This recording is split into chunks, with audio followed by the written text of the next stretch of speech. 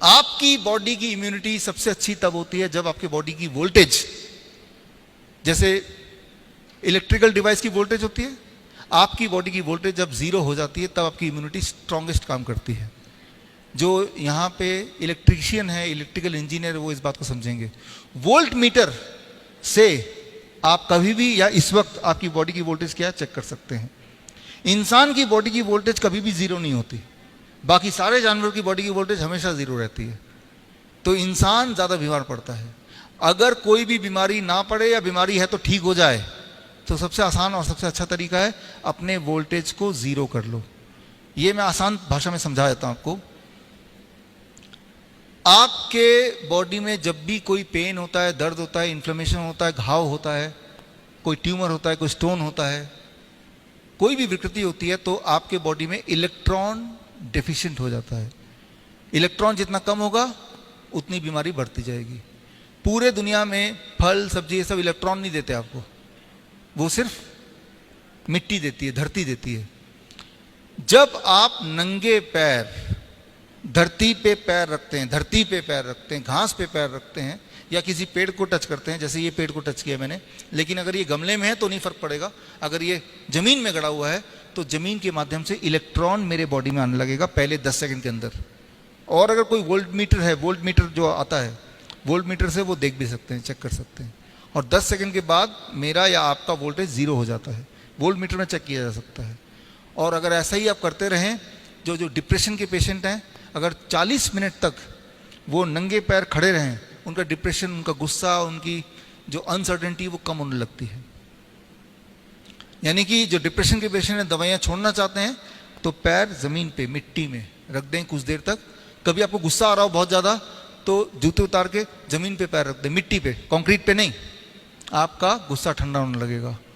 तो इंसान ही एक ऐसा जानवर है जो धरती से जुड़ा नहीं है। Try to understand that. बाकी सारे जानवर धरती से जुड़े हुए हैं। भिखारी हैं, उतने बीमार क्यों नहीं पड़ते, राइट? धरती से जुड़े हुए हैं, उनके पास पैसे नहीं है जूते पहनने के। इंसान ही जूता पहनता है, बाकी जानवर तो पहनते नहीं है। जब भी अर्थक्वेक होता है, सुनामी आती है, कोई जानवर नहीं मरता है। जानवर वो मरता है जो इंसान के साथ बंधा होता है।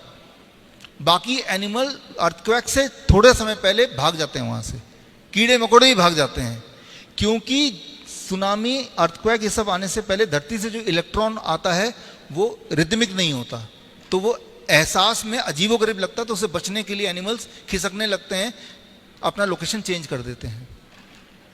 तो जेट लैग आपने सुना होगा, जो लोग यूएस जाते हैं, क्योंकि इस वक्त यहाँ दिन के 2 बजे तो वहाँ रात के 2 बजे होंगे। तो यूएस जाने के बाद जब फ्लाइट से जाते हैं तो आपको कई दिनों तक रात को नींद नहीं आती, बिकॉज उस वक्त यहाँ का दिन होता है। तो आपका बॉडी क्लॉक यहाँ के हिसाब से सेट है। बॉडी क्लॉक ये होता है जो मैं बोल रहा हूँ, और कई दिन लग जाते हैं तब आप वहाँ के हिसाब सेट होते हैं। इस बार एक काम कीजिए, जो लोग यूएस जाते हैं, यूरोप जाते हैं, जैसे ही आप एयरपोर्ट से उतरे, अपने जूते उतार के, चप्पल उतार के, सॉक्स उतार के सीधे उस देश के मिट्टी में पैर रख दें, तो आपका बॉडी क्लॉक सेट हो जाएगा कुछ मिनट में।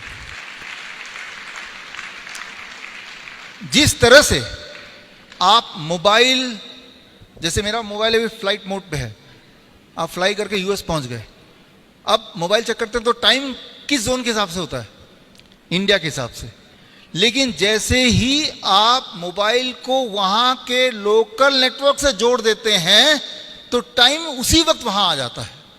ठीक उसी तरह से जैसे अपने बॉडी को वहां के जियो मैग्नेटिक नेटवर्क से जोड़ देंगे, आपका बॉडी क्लॉक वहीं चेंज हो जाएगा, है कि नहीं?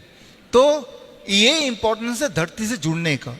सिर्फ तभी नहीं जब आप किसी और देश में जा रहे हैं, हर दिन अपनी धरती से जुड़ने का भी यही इंपॉर्टेंस है।